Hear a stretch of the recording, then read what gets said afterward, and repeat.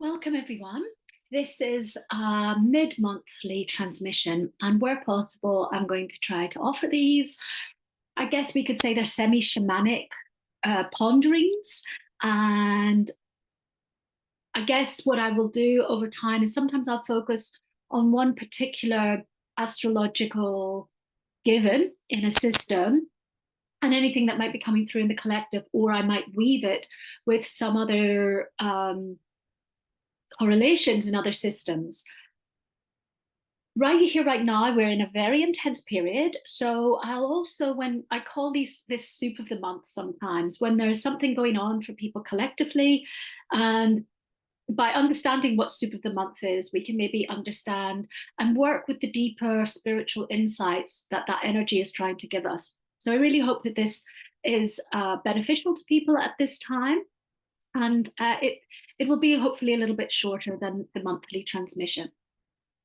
So I want to talk today about the year Lord in the dream spell calendar. And every year there's an energy which will mark some of what we're going to be working on in our collective karma. And that generally begins on the 26th of July every year and ends approximately 24th or 25th. The 25th is seen as a day out of time. So it's not necessarily that we're fully under that energy that day.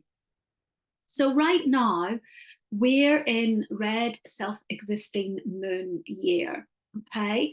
And I guess what I'm seeing right now is a lot of people in death processes, a lot of people finding that very ancient trauma that can be ancestral or also can be from in utero and what was going on and for the family around them, even before they were born, what was going on in their early years before they could speak. A lot of that's really up, and some people are finding manifestations of that in things like fibromyalgia. A lot of people are getting flashbacks to traumatic events. People are feeling very contracted. I just recently traveled from Bali back to the UK, and I'm really feeling the agitated energy, the contractedness of people after a long winter here, and many other things. So I felt that it would be important to just remind people of this because sometimes when I'm doing the longer transmissions, we have so much information that you might not focus on one of the particular insights within that. So, given that this is time sensitive, that we have the red existing moon, the red self existing moon coming until late July, as this is mid-May, it's really up, I feel, for us to do the work. So, what would the work of red self existing moon be for the collective? So, the moon is very much about self remembrance. And it's also, the moon is deeply about purification. The moon is also what we connect when we connect to the unconscious. These ways that we are linked to the manifestation of trauma, samskaras, which is all karma, and how that may have shaped our lives and our responses to things from early childhood and maybe even before. And as such, it's sometimes that watery energy that we find very hard to see in its truth and essence, because we are usually playing it out to the world and other people see it, but we may not see it ourselves. And of course, when we're dominated by all these unconscious motives and patternings, these avoidant or attachment, so we can be very avoidant of things, avoidant of challenge, avoidant of things that might feel difficult, or we may be codependent to certain people. I'm going to talk about this later as maybe doing some work on attachment styles in this month can be really helpful. We can be actually a lot less all-rounded than we think we are. The moon is also this energy that's hard to pin down because it's always changing, it's waxing and waning. So sometimes we're really at the peak of our consciousness, of our mental and emotional well-being, and sometimes we're a write-off, we're a mess. And therefore, we've got this energy of moon, which is very much about taking us into this journey of the unconscious, to remember who we are and remember our karma, and to also, of course, by understanding we are not just the afflictions that we have, that we have got a higher nature. By remembering this, if we can move beyond being just a wounded person, we can actually become a highly spiritual person. So the energy of self-existing, that's a number 4. So it's quite a stable number. I've sometimes seen some self-existing people who are a little bit self-absorbed because their subjectivity is quite high, and their reference point is all about them and what they need at that moment. And they need that in order to feel stable in this world. They have to create an environment and a template that helps them to strengthen their sense of self. But it's actually sometimes it's at the detriment to interpersonal relationships, because there can be a lack of empathy with that other people might have needs too, and that there are more ways of doing things. But what I see with this energy of this year that's coming to an end is that that's a really necessary part, of course, of stabilizing our self-remembrance. Is if we want to have the conditions for a golden age on the planet in the next 10 years, if we want to really be in our highest service, we have to get to the nuts and bolts of our core wounds. And it's okay to be a little bit tunnel vision about that, because when we're traumatized, we're a little bit fragmented, and we can't quite engage with others. We can look at children. Children develop, and at first they're very much about, once they realize they're a being, it's very much all about them. And then they start to realize what they're like in relationship to other people. And then empathy and care comes in. For instance, when children are little, they may not understand when they hurt another, way they slap another child, it hurts them. They think that the world revolves around them. So we can look at that and understand some of the mechanisms of what's at play here. Is a kind of placement of us into this box almost to remember. And here also is the energy that's made up in this year. So in the middle, you will see the red moon. Then we have above it the red serpent, and we're going to be coming into serpent energy in a minute. I'm going to talk more about that. So serpent energy is very much, our relationship to power, to sexuality, to death, to the ego, to the material world, things like that. And it's obviously something that when we are wounded is playing out the wrong way. This is really associated with the sacral chakra a lot, and also the root chakra. So in shamanic cosmovisions, the serpent is the root chakra. And so the root chakra, this is the higher self of the energy of this year. So the root chakra is really important. So also the root chakra is our sense of belonging, our sense of groundedness, our sense of our connection to our ancestors and the family and those who nurtured us. And then that also plays into our relationship to our sacral chakra, which is very much how we are in relationship to others, our sexuality, how we dance with power and creativity. And we can see a great playing out of discussion around things like manipulative sexuality for inverted commas spiritual pursuits that's really up in the field at the moment. So there's something of a sense of remembering and something of a sense of moving through these unconsciously placed and perpetuated wounds that keep us in what we call the lower triangle in yoga, which is the 3 lower chakras. So this is very much up at this moment. And I have done other transmissions where I talk about how it's also seen through Rahu and Ketu. I'll maybe talk about that in the next one, but I'm just going to keep this simple today.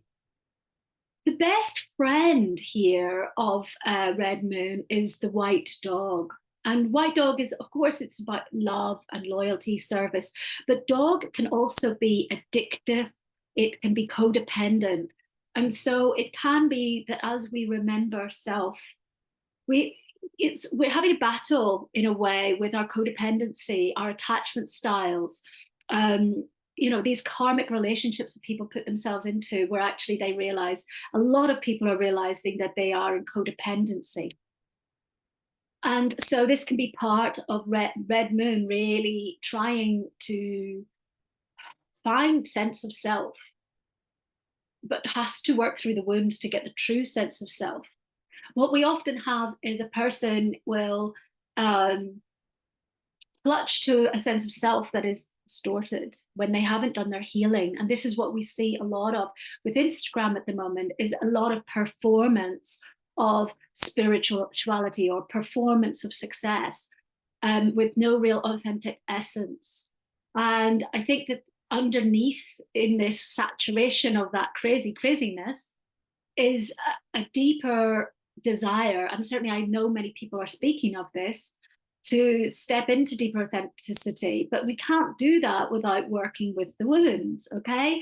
We have to remember, and that's why it's a really important time to do things like to seek to learn about trauma, to learn more about, how are you affected by your early childhood, to do things like family constellations, to do a short quiz online about your attachment styles. Are you an avoidant person, or have you got very strong attachment to other people? And to look at how you're playing out in your interpersonal world. And that's not fully formed yet. In my transmission for June, I'm going to be talking a lot more about this sense of nourishment, interpersonal relationships, emotions, because that's going to come up in a deeper way in June. There's a lot more around feelings that's coming up. But right now, it's almost like we're in a painful remembering, which can mean that some people are feeling frozen, some people are having bleed through of intrusive thoughts or flashbacks from things they didn't even know happened. And this is a really good time to seek therapy, to do trauma work, to do work on the lower centers, to do pranayama, all these sorts of things. Now, underneath this, we have the occult partner, which is the yellow human. And interestingly, I'm making this transmission while we're still in the yellow human wave spell. And this is, it's good because there's a sense of understanding that we are a cosmic fractal being, a microcosm to the grander macrocosm. And of course, there's something about the perfection of the human vessel, but also within that is the sense that when we do the work on our human being, that we are sending a deeper soul transmission across our lifetimes. And I really feel that this is the energy of our red self-existing moon, because what's going to happen is in 4 years, we're going to have a red moon year again. Well, it's actually going to be in 3 because it's going to start in, let me see if I can count now, in 2026, I believe. So because we're finishing it now. And right now we're being asked, don't try to be the healer of everybody if you haven't started to do your trauma work. Don't try to project outwards. And this is where lots of people are deflecting from their real journey, because this is the year to really be boxed in and to do this work for yourself, because you are already connected to your ancestors. That's already going to be massive. And to several people that we've worked with recently have said they really saw how the work that we were doing was really helping them to also do it for their ancestral line. Now, what's going to happen in 4 years is that energy is going to go up to galactic tone. So it's really suggesting we're going to come up an octave as a human species. And it's really on for a deeper collective genetic transmutation to transfiguration. But right now we have to deal with the heavy energy. You can't pass a lot of dense matter through a very small space. And when we come up to this purer, higher vibrational form of the galactic moon, then we have to understand that we have to have done the base work first, okay?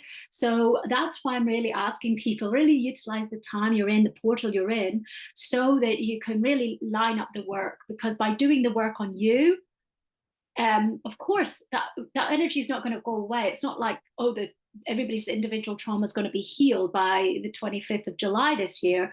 But what I'm saying is that this is a really pertinent time to do it and to understand if it's happening to you, that there's a perfection in it, okay? And to seek remedy from experts if you need it, and also to work with water, to work with remembering, okay? It's allowed, okay? And to understand that this too shall pass. The challenge to become the gift is a more yang energy. And this is a deeper purgative energy that will be more activating. Now that energy is already, it's at play in a way, because it's part of the journey of this year for that to come into play. And we're in the tail end of the year. And this means that this kind of baptism of fire that some people are feeling, this death process, can be leading to new birth. But it also means that we are going to have a storm year in 2 years. And so the self generation of what we're doing now as we remember, and as we work with especially the lower shadow impulses, the unconscious motives, the agendas, when we work with those, we are going to start to give this blue storm a deeper opening later. So don't expect to know all the answers just yet. This is all lining up. There's a perfection when we look at the different systems together. And that's why a lot of people may feel a little bit stuck, a little bit slow right now, because we need to be still sometimes to really see, to really understand. If we're too busy charging ahead, making empires, stealing territory, we're going to make mistakes. So really, really do try to make the most of this energy we're in right now. Now, this also, I'm going to be talking about this in the June monthly astro transmission. But what we've got coming on, it starts on the 11th of May. So I'm just making this the day before. And it's going to go on to the beginning of July. We have Mars changing house in Vedic astrology, and Mars is coming into Ashlesha nakshatra. And I'll talk a lot more about Ashlesha, but one of the things that Ashlesha's got a deep connection to the Nagas, who are demigods. And it's a serpent energy that has both human and serpentine form. And the Nagas are very sensitive beings and also connect to the celestial serpents and to the dragon lines and things like that. Ashlesha energy can poison people with its strength sometimes. But also, if you see here, you'll see this coiled Naga energy. In the top right corner, this is a drawing that somebody's used to depict Ashlesha. And what we see is the double helix structure, or the coiled serpent energy, is often used as a symbol of Ashlesha. And this is what I want to look at today. Because Mars has got an interesting energy when it's debilitated. Some planets are really all over the place when they're debilitated. A lot of astrologers will say that Mars debilitation is not the most unpleasant. Mars, as we know, is really deep action and forging ahead with things. It's a fire energy. What happens when it's debilitated is it actually becomes more emotional. And so basically Mars is now in Cancer, and Mars and Cancer, as we know, is a very lunar energy. And here we have self-existing moon as the year energy. Mars is not able to pack its punch that it does, but it does have a more emotional quality, which can mean that sometimes we will deepen our empathy to others. It can mean that we can see things we can have great drive. Mars can have drive into understanding emotions, into empathizing with others, into holding space. And Ashlesha, for me, because of its DNA illusions, is part of the axis of ancestral remembering that we can see with the nakshatras. Ashlesha moves into Maga. It moves from Ashlesha to Maga. Both Ashlesha and Maga, I feel, have portals for working with ancestral energies. And as such, it seems like we're in this time to get in touch with genetic truths, maybe of our family line, things that may be sitting in us. If we look at epigenetic theory, some experts will say that as trauma can be passed on generations, so too it can be wiped through generations. And essentially, we can, the environment we're in and how that affects us affects how our DNA manifests in our being, how it works. And of course, DNA is not just a singular molecular physical material thing, but it also has a multidimensional component. So as such, we're really seeing that as we come into this tail end of red self-existing moon year, this drive of sensitivity, this drive of working with our genetic truth is up. And as I'm going to be saying in the June transmission, we are also going to have Venus meeting Mars in Cancer for some of the month, which is very potent.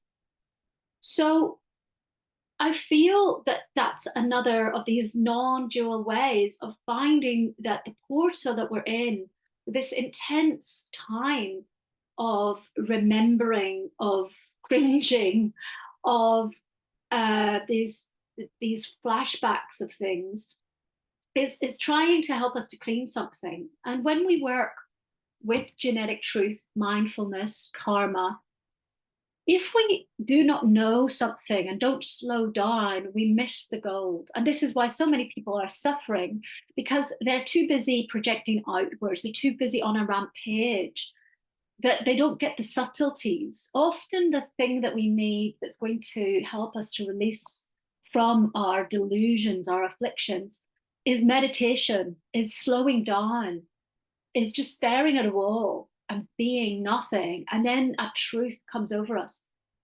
And truly, when we do that, when we look in that subtle way, without even having an attachment to finding anything, that's when these soul insights come, which give us the chance to be the observer rather than blended with our afflictions. And when we become the observer, we start to create a sense of agency over the dominion that affliction has had over our life and over our well-being. So we start to alleviate suffering. When we start to observe and start to go into the dance with things, and we see, oh, look at this. I've been doing this since I was 3, and actually I've realized my parents were fighting about this when I was in the womb, and actually I've remembered that I've got an auntie who does that, and oh, I have these flashbacks of past life when I did this. If we don't slow down to observe, we won't get it. So this is why I really, really implore you that if you're starting to have this discomfort of little thoughts and things coming through, the universe is telling you you're close to something. So don't ignore it. Be mindful with it, okay? But if it's very, very traumatic for you, and what's very traumatic? Well, I would say if this thing is really like a 7 out of 10 or a 6 out of 10 in terms of how big it feels for you, you probably need some support. If it's maybe a 4 to a 6, you probably need some support. If it's 1 to 4, you probably can find some tools like EFT, TRA to work with this yourself, recapitulation, things like this. Now, I just wanted to also say this dance with this genetic truth, with how we relate to our lower chakras, with this tendency that we have had to go into our delusional pathways rather than to our elevated sense of being, is going to play out in the dream spell calendar from the 18th of the month as we come into the wave spell of the red serpent. And the affirmation of red serpent wave spell, of red magnetic serpent, is I unify in order to survive, attracting instinct. I seal the store of life force with the magnetic tone of purpose. I am guided by my own power doubled. Now, this is a time where we really need to investigate our relationship to power and our relationship to sexuality, to colonial thinking, to territorial thinking. And I really, really want to recommend that people start to try to do work on decolonization, because many people are a walking wound of playing out colonial archetypes without noticing it. And I've just come back to England, and it's just it saddens me a little bit, because I think that many people here haven't embarked on that journey yet.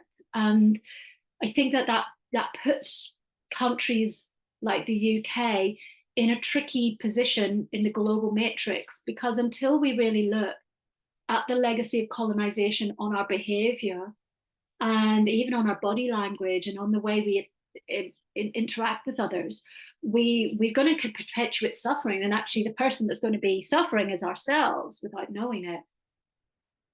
And so I feel that there's such a dance with this double helix structure, serpent, kundalini, Quetzalcoatl, mythic realm from the 18th of May. And as I say this, we are having some very deep work with Amatlan in Mexico, where Quetzalcoatl, the winged serpent, was born, ahead of some Mexican elders coming over representing that energy, because that area is on fire right now in the shape of a serpent. And we're really having to look at what is nature trying to tell us. So yeah, I really do suggest that it's a really important time to do what you can. This portal is primed for deep, deep work. And when we're in the Red Serpent wave spell, which is starting very soon, we're going to very quickly come into galactic activation portal days in the wave spell, in the dream spell calendar. And these are potent portals for ancestral work, for genetic work, for working with our being, the essence of our being across space and time. So I'm really seeing the immensity of the portal of what's lining up. And I think it's really important that everybody really marks the equality of their being, their left, their right, their masculine, their feminine, their passive and their submissive. Sorry, they're passive and they're dominant. And yeah, it's really important to see, okay, how much time do I spend being outer? Okay, am I spending an appropriate amount of time reflecting, being inner? In Tantra, we talk about the importance of emptiness. Are you filling yourself and your life with distractions? Are you letting the discomfort rise in order to see, in order to move beyond? Because when you just subdue something, when we use our addictions, when we soothe things and cover them up, we're not really in the process of self-remembrance. And it may be uncomfortable, but what we're doing is really laying a pathway for those of us who have the ability to really then create a springboard in 4 years to go to a higher collective remembering. I feel that we're on the cusp of getting to a deeper remembering of, why have we got pyramids? Why are all these things? Why do we not understand these things? But unless we do our singular work, we won't have the correct blueprints to remember. It's within us. We understand, but we cannot do that with authenticity, because at the moment, a lot of people say they remember, and I've got big inverted comma fingers going on at the moment. They say that, but actually they're remembering from delusion and woundedness. And unless we deal with our own woundedness, we are not spiritually clear enough vessels to receive the higher knowledge which has eluded us as a collective. So I would really, really implore you to do this if you want to do work for the collective. So some suggestions is that you can make an ancestral altar and start to ask your ancestors if they would like to communicate with you. And yeah, if enough people request it, we'll do a little workshop on that in the month of May, late May. What else can you do? You could get a DNA test, or ask some of your family members to get a DNA test if you don't want yours to be in the system. And yeah, find out some of the deeper truth about your roots. that will open something up. But I think a lot of people are really feeling the need to do that right now. Examine the legacy of your ancestors. What do you know about the ancestors in different lines? What hardships did they suffer? Are there any ancestors that you feel very connected to? Have you ever found that there's things in your life that you cannot actually put a finger on in this life, but then you hear that your ancestors did it as a job, or it was a position they held in society? And spend some time really looking at what the universe is trying to tell you that you're here to clear right now, and really open up to doing that in this portal of time. Of course, as I said, it's important, if you are traumatized, to seek support for that. Please understand, I think especially in places like the UK, sometimes people think it's a sign of weakness to go to therapy. And then in other countries, it's like you go to therapy from you're about 8 years old. But therapy is not a dirty word, but it's really important that you do research appropriately what's right for you. We have some transmissions of different modalities for trauma healing, and people are welcome to get those as mini packages. It's pretty thorough teachings. We also I would suggest is don't do what so many people do, which is also a sign of these karmic imbalances, is people go to one person, expect to get fixed, then go to somebody else and project all over them. It's important to really try to work with your groundedness so that you have a grounded approach to your healing. And finally, just because it's so timely, I won't be doing this all the time, but if you want to be in a real-time immersion going through this energetic journey, and of course this is unique this year in that we have the Ashlesha energy and the self-existing moon energy, we have our Serpents of Transformation immersion coming on, where we work with pranayama, yoga, chakra teachings, DNA teachings, and deep group work and individual work if people need it. And we've got trauma interventions as well available. So that begins on the 18th of May. It's time sensitive, so we will not take anybody onto the course after the 23rd of May, because it really does start as real time on the 18th of May. If something's speaking to you where you feel, yes, I really want to do this work now, the ancients used to work with pranayama and yoga to work through these flashbacks and appearances of ripened karma into these remembrances and these discomforts that arise. And therefore, when we do that, we become less immobilized by it. And actually, we become more the observer and less the blended being who's flailing around in the quicksand. So please get in touch with Dharma Stars. You can check out the course on our courses page on our website.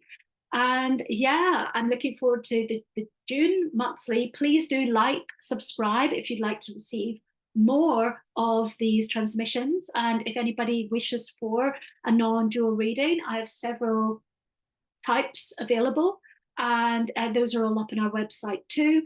I have a bit of availability in May and in July to give readings.